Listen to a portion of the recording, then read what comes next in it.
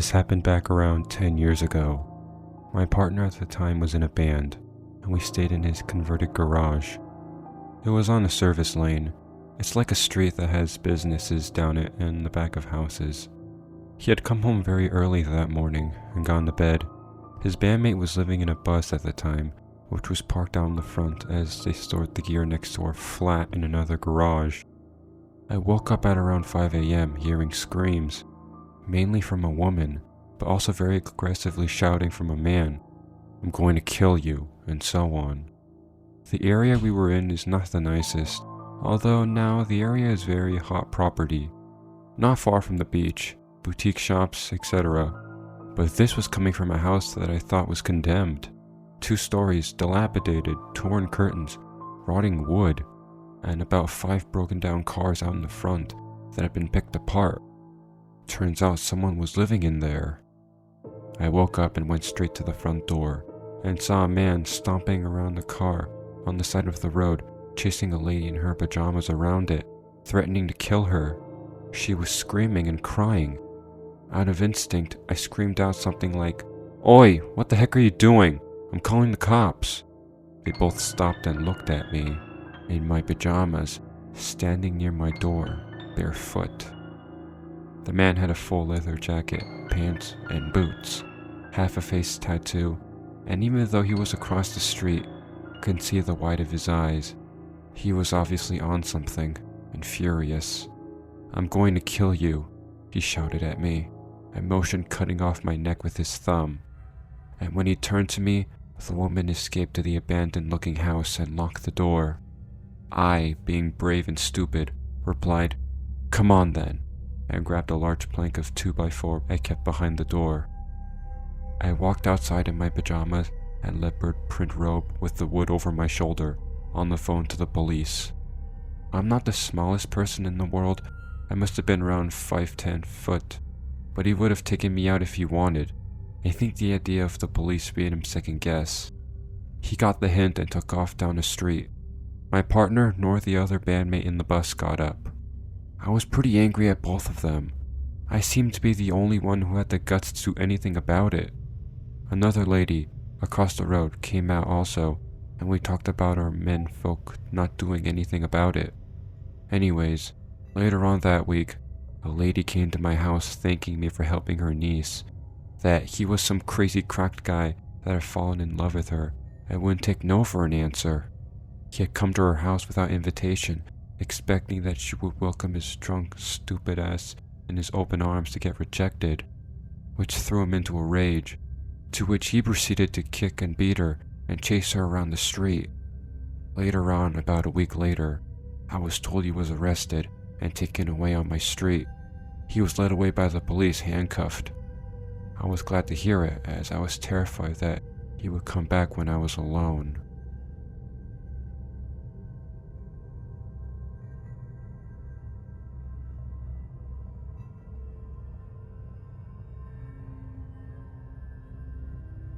I was living in a small college town in Pennsylvania. I was with my mother and brother in a small 1-story house. It sat at a corner up beside IUP. It was the 90s. My mother was not a good parent and had a habit of leaving us home alone from a very young age. One day she was going to walk to the grocery store. It was about a 10 to 15 minute walk. She asked me to go along and I chose to stay home this day. I don't remember specifically why. A few minutes after she left, I changed my mind. I look out the window to see her standing with my little brother at the intersection. I ran to her and yelled, "I want to go, I want to go." She says go grab a jacket. I run home and grab a jacket, and when I go back to the intersection, my mom is gone. I figured she got impatient and just left. In my peripheral vision, I see a man. He's younger, maybe early 20s, black trench coat, and spiked hair, and he's on rollerblades.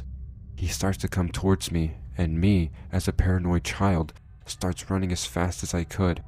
At this point, I hear his rollerblades behind me, and he's catching up to me.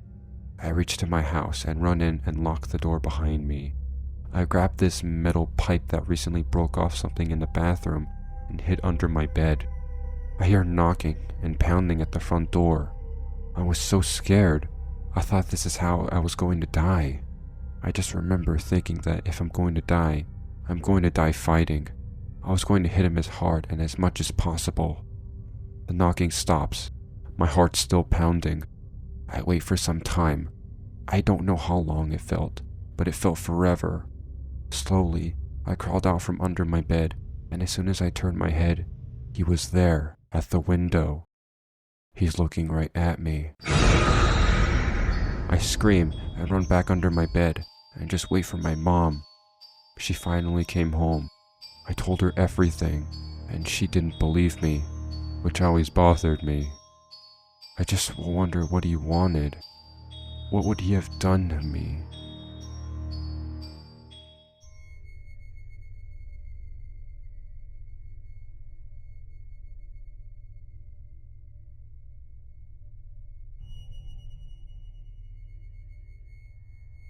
When I was about 9 or 10, I was invited to a classmate's birthday party at some swimming baths, all of us the same age. It was a small class of about 20 kids, and I'm pretty sure everyone was invited. Just to clarify, I'm a guy. Anyways, I kind of got separated from everyone, so it was just me and this girl alone. I wasn't particularly close friends with her, but I did know her as she was in my class. To describe the location we were in, it was in a tunnel that connected the main wave pool to a lazy river. There wasn't really anybody else there, just me and her, when she suddenly lunged at me without warning. She grabbed my head and held it underwater. I was a pretty skinny kid, and she was bigger than me, and a bit of a tomboy. About 20 seconds went by as I furiously tried to free myself, but she wasn't letting go. Fight or flight and mass panic took over, and I eventually fought my way free. I was coughing and spluttering water as I emerged. I remember looking at her and just being in shock. I think I began to ask why she did that when she lunged at me again. She again held my head underwater for what felt like a lifetime before I fought my way free. Both times I genuinely thought I was going to drown, and she didn't let me up. I had to fight my way free. I couldn't swim at this time, but the water in the lazy river and tunnel was maybe chest high. I began to backpedal away from her. She was giggling as if it was funny, and had this kind of crazed look and grin on her face.